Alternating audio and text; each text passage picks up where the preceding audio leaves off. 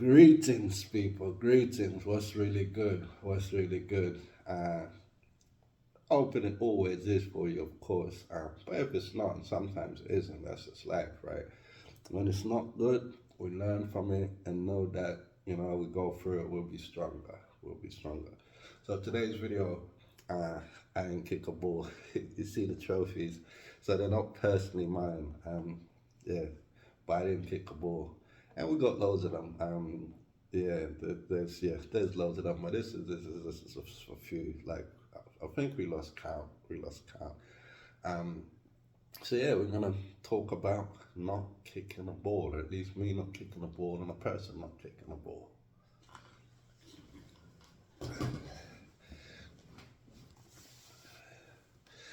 So what is kicking the ball? Kicking the ball is doing what you're asking, expecting, or telling another person to do. Like, how you gonna tell a person to do it and you're not doing it? Parent to child clean the room, but the parent doesn't clean the room, but their room's dirty. The child, it's hard for the child to stomach that, to like, I don't get it. Don't get it. Do you though have to kick a ball? For me, I just see a lot of things through life and living, and it shows, through stuff like movies and entertainment, work, a lot of things that we enjoy are put together or at least overseen by a person that didn't kick the ball. They didn't do the thing. They didn't do the act. So they didn't kick the ball, but the person that did kick it was obviously capable of doing it. They possibly needed the direction, or I'm sure the direction helped from the person that did it. Life has given me several personal examples as well. Today, though, I'm going to walk you through the coaching football. So,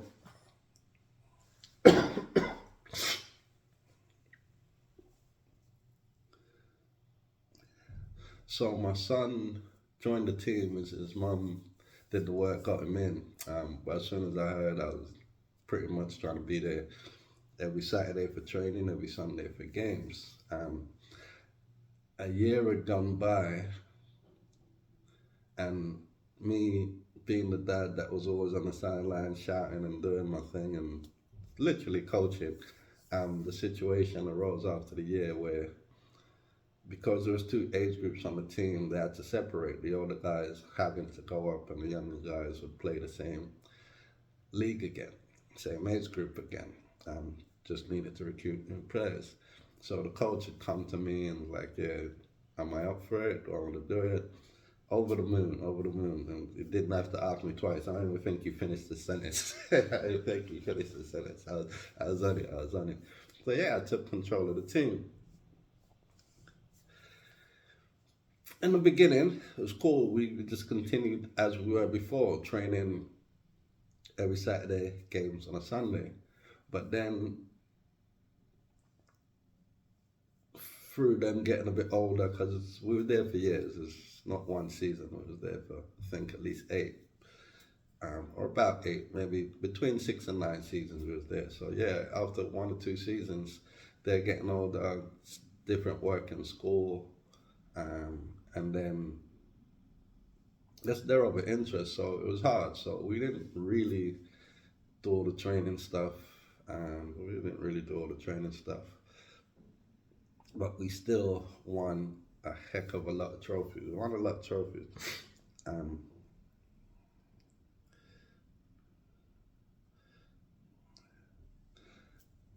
Now, the not kicking the ball,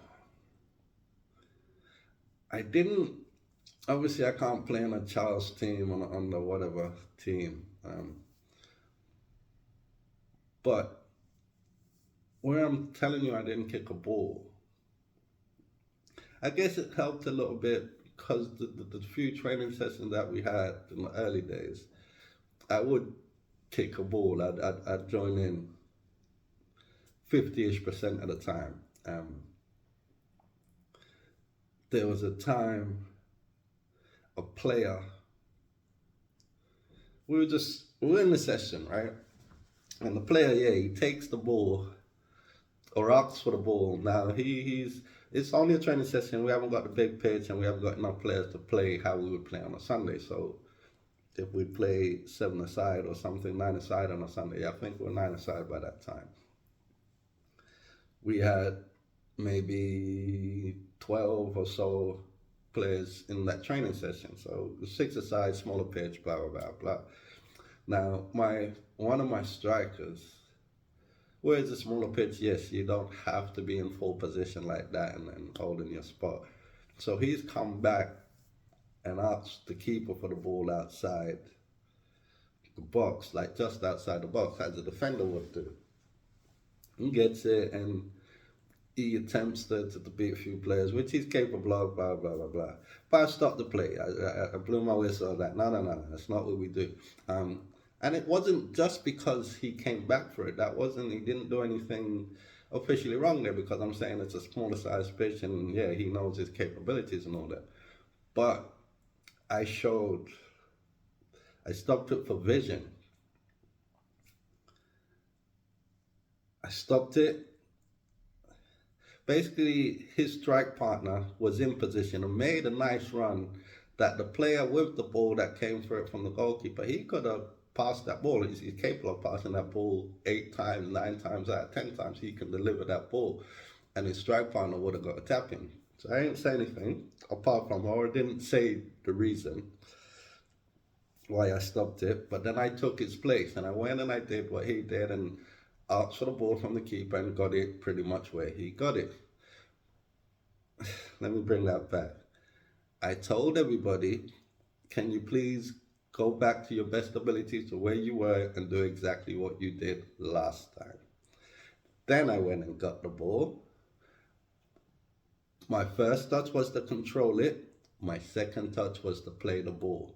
Surprise, surprise, tapping from the striker. Didn't even have to touch it twice. Just one touch, bang, goal. So with that, I guess, and like I said, that wasn't the only time, but I've played around with them. So they kind of knew I can play. So I guess that gives them a little bit of trust and faith in me when I'm asking or telling that they do something. So yeah, that makes a difference.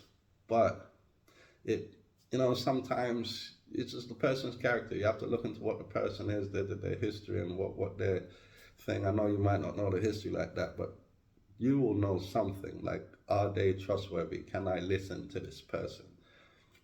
If you can listen to the person, why can you not do as they're requesting, that they're asking the thing? See, maybe they can't score the goals, win the trophies, but they can tell you what to do. Because I don't have any personal football trophies. So if that's what you're going to use as my CV, that I can't coach, you could use it, but yeah, the trophies say you were wrong, right? Because my team won a lot of trophies with my guidance. So there's another time, like, so yeah, we built this trust now, and they're saying that I'm not too bad. We're 3-0 down in this game. What had happened, it was a game I thought we was going to win like 10-0 or something, so I used the opportunity to try and get some footage. It was the early days of filming. I ain't know much I know my camera couldn't do the whole game, my phone. But yeah, I said, let me see how much I can get. Then 1-0 down, 2-0 down, 3-0 down. No, no, it's not what I came out here for. There were 2 coaches on the team. I guess I was head coach. And then I was like, no, let me do this. And I switched up, and I didn't make a substitution. All I did was change players' positions on the pitch. Unfortunately, and I say unfortunately because like I'm still disappointed in that game, I only finished 3-3. But yeah, had I not interjected, like, who knows?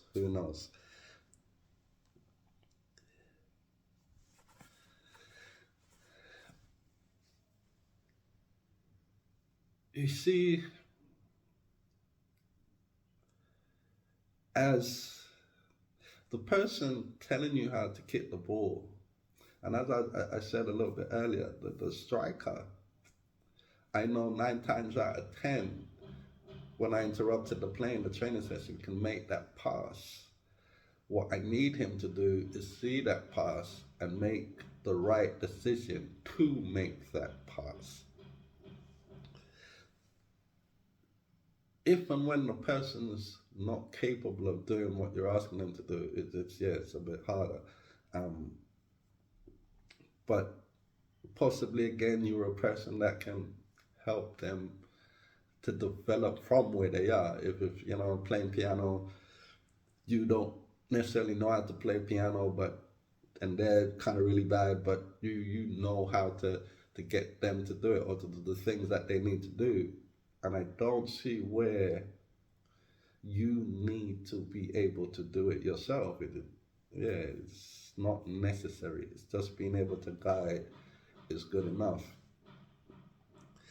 Now, I guess the bigger picture of all of this, and not kicking the ball, it's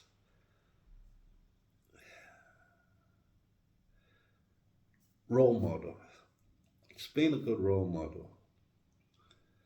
And so is the whole not kicking a ball deflecting from the responsibilities and not having to do the right thing? No, I wouldn't say so. It can be argued. It can be argued, but I wouldn't say so. It's more about, because even like the role model thing, and we're talking football, so the footballers from this one to that one being caught going out to a party and whatever.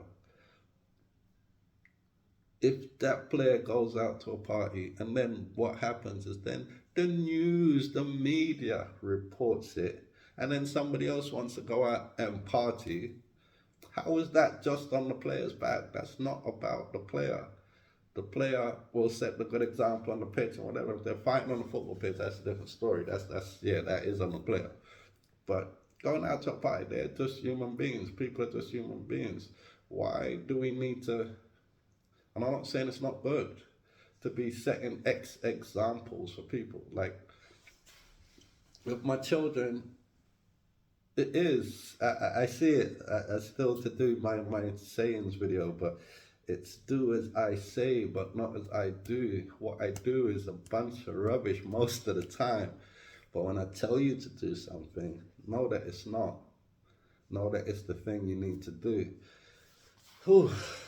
Yeah, it's a tough one. It's a tough one, people. But yeah, man, like you can take advice from someone who's not doing what they're telling you to do. It's out there almost everywhere you look. It's out there. Your boss at work doesn't do, your manager doesn't do what they're telling you to do, but the job gets done, right? Thank you for watching. Don't like, don't subscribe, none of that. Don't share, none of that. Just thanks for watching. Have a good one.